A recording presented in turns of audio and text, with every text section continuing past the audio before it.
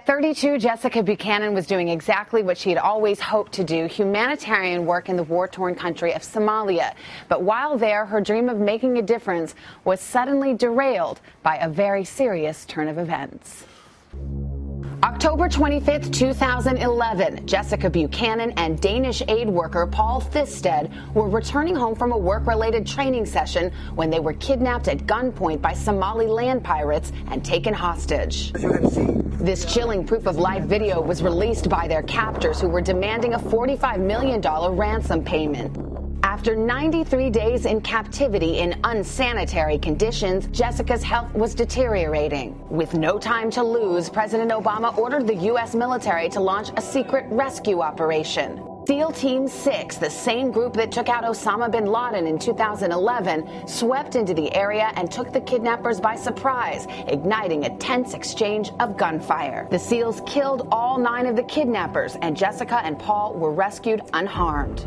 President Obama was preparing for a State of the Union address when he was informed that the hostages were in U.S. hands. As he entered the Capitol that night, he congratulated Secretary of Defense Leon Panetta for his help with the successful mission. Good job tonight. Good job tonight. The president is seen in this photo calling Jessica's father, John, to inform him that his daughter was safe and on her way home. And Jessica Buchanan and her husband, Eric Londemom, write about that experience in the new book, Impossible Odds. Good morning. It is good to see both of you. Thank you. Thank you. Boy, go back to that time, Jessica, that you were on your way. You knew you were in an area that was potentially dodgy. Did you have a bad feeling about it? I did have a bad feeling in the sense that I was in an area that held a lot of insecurity, but never did I ever imagine that something such as an abduction would take place. So take us back to that moment. Suddenly, you're surrounded. Completely surrounded, yelling, screaming, hitting windshields with AK-47s, guns in my face, and then we just take off driving through the desert and to God only knows where. When you first were realizing the magnitude of the situation you found yourself in, did you think, I may die today, this is it? Absolutely. I mean, every single second of every day of the captivity, that was a possibility. Eric, for you, you obviously learned that the worst had happened, and yet you were told, you were advised by those who were experts in these situations, you were the one dealing with the captors or the negotiators were. How hard was that for you to have her in captivity and for you to feel so helpless? Yeah, it was terrible. It was the worst kind of feeling that I've ever experienced. I just wanted to go in after her, but at the same time I had to just trust that the right people would do the right thing to get her back to me. Jessica, 93 days in captivity. We don't have the time to do it justice, but what were those days like, and how did they treat you?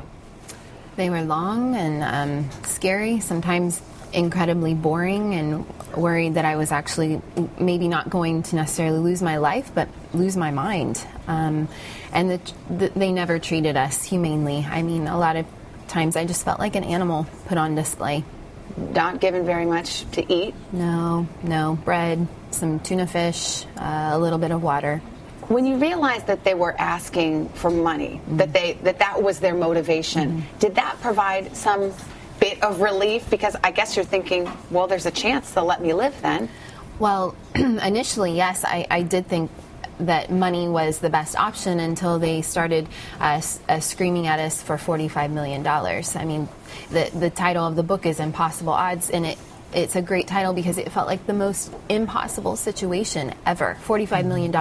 Where do you come up with something like that? And then about 3 months into your captivity, in the dark of night, your rescuers come. SEAL Team 6, as it turns out. Yeah. Tell me about that moment. Just complete shock and awe that these men risk their lives to come in and to save mine and give me a second chance. You must not have believed it in that moment. Absolutely What not. did they say to you? They said my name, and they said, we're here to take you home. Have you ever gotten to talk to them? I haven't, no. You know, they're just like that. They come in, they do their job, and then they fade into the distance. And just incredible, incredible people. Well, I'm sure the experience has transformed you. You write about it in the book if people want to know more, but I have to tell the happy ending, which is that you have had a little baby boy named August. Yeah. Yes, he's amazing. He's a little over 7 months old, and we just couldn't be any happier. Well, it's a story of great perseverance, great faith, particularly on the part of your father. Hope people will read the book. Thank you so much for being here. Thank you for It's having great us. to see you. And again, the book is called Impossible Odds.